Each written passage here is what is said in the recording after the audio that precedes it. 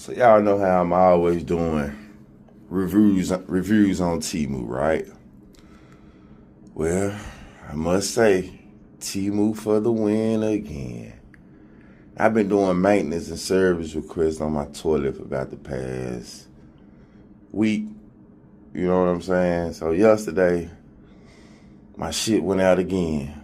And it got real serious, right? I ain't know what to do. So I thought about it. I got my Temu toilet for camping. Spun it into action. Put me a bag in the inside of it. And you know what?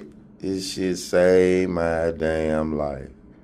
If it wasn't for this Temu toilet, I don't know what the hell would have happened. You know what I'm saying?